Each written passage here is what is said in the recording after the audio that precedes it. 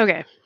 I'm gonna talk a little more about journaling today since I feel a little bit better after taking a nap. I might have to blow my nose at some point in here, but I was gonna try to record my screen, but it doesn't work very well when you switch between stuff. So um, there's some great ones on Amazon. They're like 20 bucks. This one's pretty basic. It's called Breathe. If you ever heard the Wheel of Emotions before from a therapist, this is pretty much what it is. This backdrop is not helping me at all. I should probably take it off at this point because it's just making it worse. I don't know if I can. Let's do none. There we go. So you can kind of see the Wheel of Emotions chart. You can look this up anywhere on the internet too if you can't really see that, but it gives you different things to um, really hone in on what you're trying to talk about, which is great when you're trying to label stuff like anxiety and depression symptoms, things like that. But this is a nice little, like very basic 90-day journal if you want to start out just saying, the only thing I'm going to change right now is to journal once a day. Could be in the morning, could be in the evening, could be in the afternoon, whenever you find time. It doesn't have to be anything, really scripted. I know some people like scripted things or like I want a prompt. And that's what I really wanted. I thought when I started journaling was a prompt. Like, what should I really write about? So I started off that way. And then I kind of explained in my last video that I started just, pretty much word spattering all over the paper um, after I got laid off from Microsoft. So um, don't filter yourself when you're writing in this journal. This is for you. It's not for the most like it's not like a diary. I mean, you could think of it as like a dear diary type of thing of like things you don't want to say to people or things you're thinking. You could definitely do it that way if that's how you want to journal.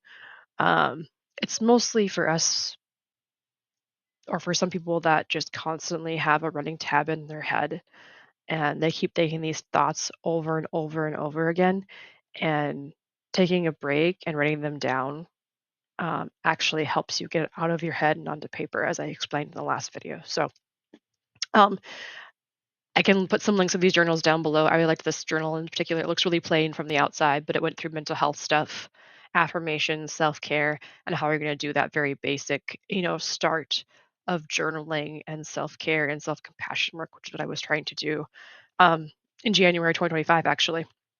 Things weren't going so great in life. So I decided I was going to make some changes and some, very mindful changes in that regard. So there are a couple. This one is way too much for me right now, even as a person someone who's journaled for a long time. Um, it's got a big bunch of goals and things, and to me, it was way too much at the time when I was trying to figure out everything else. So you can go ahead and do like um, a manifestation planner if you want, but I would not recommend it if you are starting to journal on your own. Um, and then otherwise, um, one of the books I mentioned, What Confident Women Do. Now, it's not just women, this just happens to be, you know, focused on women in that book. But for anyone, there's a whole chapter about get it out of your head. Um, so if you look up anything about therapy, again, it's going to go back to getting out of your head on paper or in a phone or a notebook, whatever works better for you. I like writing them down because I feel like there's like some type of like I don't even know how to describe how I feel when I'm just like writing about my feelings on paper and pen. It's just like this release of everything that I've been holding inside. And it's hard to explain that to people when you don't really journal or do it very often.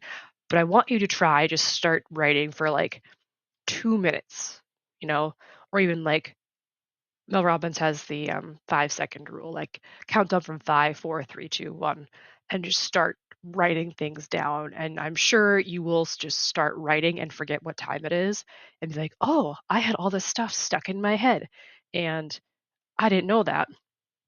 And this is what I've been holding on to. And you might from some physical relief from it because there's also some issues with physical um, pain that can come from keeping all of your emotions inside. Um, so I would recommend just start journaling and do it the way that you wanna do it. You don't have to filter yourself or anything like that. Do it for you, no one else. Buy yourself some fancy pens if that helps, or a fancy journal like I did, and that seems to help me always be excited to write in pink or blue or pink, purple in this fancy journal. That's only my thing to do, and it gives me time to decompress every single day for at least 5 minutes. That would be a normal like a erroneous amount of time if you don't want it to be, but I recommend starting there along with some meditation. But journaling is really easy for me to do because I can actually get everything out of my head.